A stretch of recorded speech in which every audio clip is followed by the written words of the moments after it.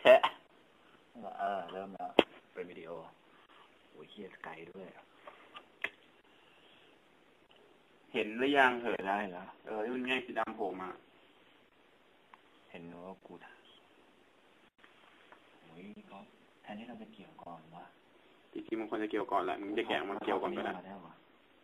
ถอดด้านมีง่ายโหง่ายกว่าที่คิดว่ะระวังท่อหลุดไอ้เหี้ยท่อยางท่อน้ำมันอ้าวไอ้เหี้ยเอ้ยกูเพิ่งบอกว่าระวังท่อหลุดจากไหนเนี่ยข้างหลังเนี่ยหายแล้วเสียบเด้ไม่เจอดิกูเพิ่งบอกว่าระวังท่อหลุดไม่กูก็นึกว่ามันมียาวไปอย่างงี้ชิบหาย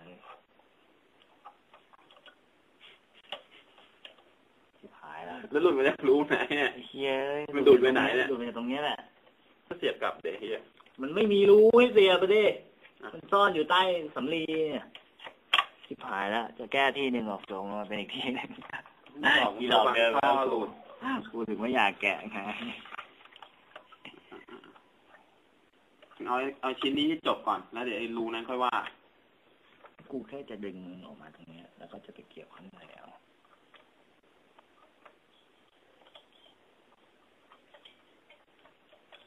ทำเสร็จนี่เดี๋ยวได้ร้านหนึ่งเลย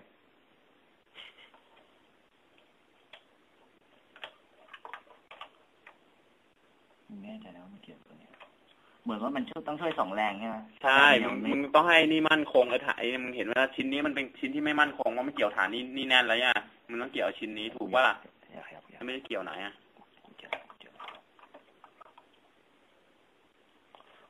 ควรจะเกี่ยวตัวบนก่อนค่อยไปลากลงไปเกี่ยวตัวล่างเนี่ย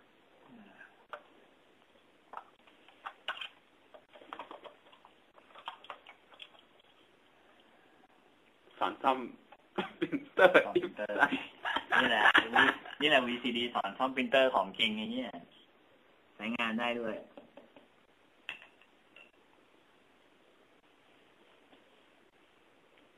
ใหญ่ไปวะมันเข้ารูไม่ถึงใหญ่ไปนิด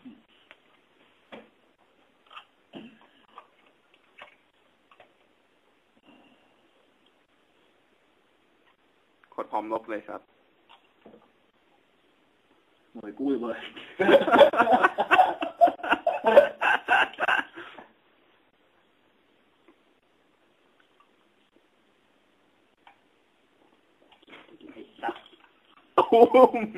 ตายแล้วนี่ตายไป1 ชีวิตแล้วหลุดเขาบอกให้ตัดสายแดงไว้ที่สายแดงที่เกี่ยวสีแดงอยู่เนี่ย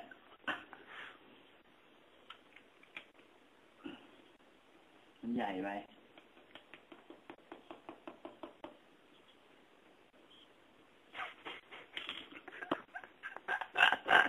สรุปทุกขั้นตอนเนี่ยต้องมีการ modify นี่แหละการสอนซ่อมปรินเตอร์ปล่อยในเว็บบิดต้องบอกโมเดลว่าเนี่ยโมเดลอะไรว่าอะไรอาการที่พักหัวเด้งออกมาอาการคือฮาร์ดแวร์ระดับฮาร์ดแวร์เลยด้วยอาการที่ไม่เคยมีใครเป็นไอ้นี่เขย่าแล้วหลุดออกมาไอ้ก็มึงต้องมาถ่ายมุมนี้มึงแบบผมเคยออกกองมั้ยเนี่ยดูด้วยมันหลุดป่ะจะเห็นไหมเนี่ยมุมนี้ไม่ใช่ลงไปอีกนั่นมึงต้องมาอยู่ข้างหลังกูตรงนู้นดิแล้วทำไมเราชอบไปทำนี่อะไรตรงนี้เลยเนี่ยแปลกมากมันใหญ่แบบว่า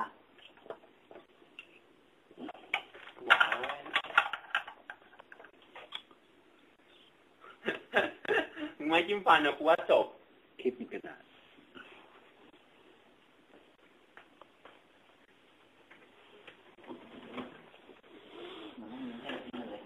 โอ้โห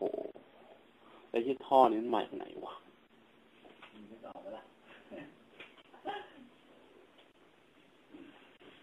มันต้องมีที่เก็บหมึกเว้ย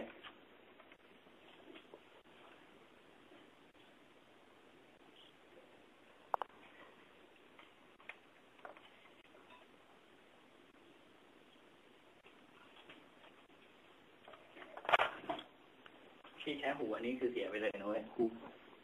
คือกูต้องเอาสำลีมาวินิจฉัยก่อนกูได้ที่เขียนแล้วกูตัดที่แค่หูกูตัด แต่งที่แค่หูนะกูรู้แล้วเว้ยมันทำไอ้ตรงเนี้ยเป็นที่พักหมึกเว้ยไอ้ก๊อฟมือมึงบังกล้องอ้าวเนี่ยกล้อง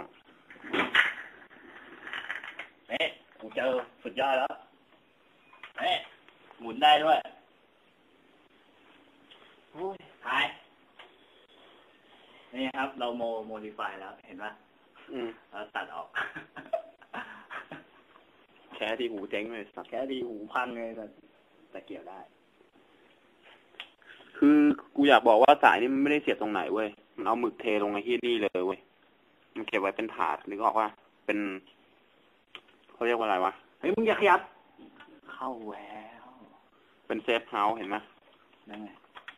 มึงก็ไม่ต้องทำครัวอะไรมึงก็เอาสายมาเนี่ยงอเข้าไปเก็บในห้องเซฟเฮาส์มันโอ้เพื่อนสัตว์มึงช่วยร่วมมือหน่อยดิมึงเอาสายที่นี่มาเก็บนี่ก่อนดิงอเข้ามาเลยเดี๋ยวเอาสำลีอุดถ่ายอยู่ปะเนี่ยกลับด้านนี่ฮะอย่างนี้มันตะแคงกูต้องก็เลยมีคนดูกับหัวเนี่ยมึงไม่ต้องหมุนหรอกมึงต้องเข้าใจความทุลักทุเลเลยไม่กูว่ามันมีอะไรอยู่ข้างในว่ะไม่มีมึงก็หมึกมันพ่นตรงนี้แล้วมันเอาสำลีปิดทำเหี้ยปิดรอบด้านจะเอาไปไหนมันก็อยู่ในบล็อกของมันมึงแกะมาดูดิเอามาเททิ้งเฉยๆเป็นที่ทิ้งขยะแล้วมันมาทิ้งเหี้ยอะไรในตัวมันเนี่ยมันไม่ทิ้งในตัวมันทิ้งข้างนอกเหรอโอ้ปิดอุดยัดแน่นจบใส่ยังไงได้ใส่เถอะหรือว่าเข้าเองมึงแกะไงพิมพ์สดๆเงี้ยที่โชว์ศักยภาพมันจะแตกอีกวะดูผลงานไฟดูดตายห่าไม่เป็นไรเว้ยไฟดูดตายมึงดังทั้งซ่อมปรินเตอร์ตายโดนไฟดูด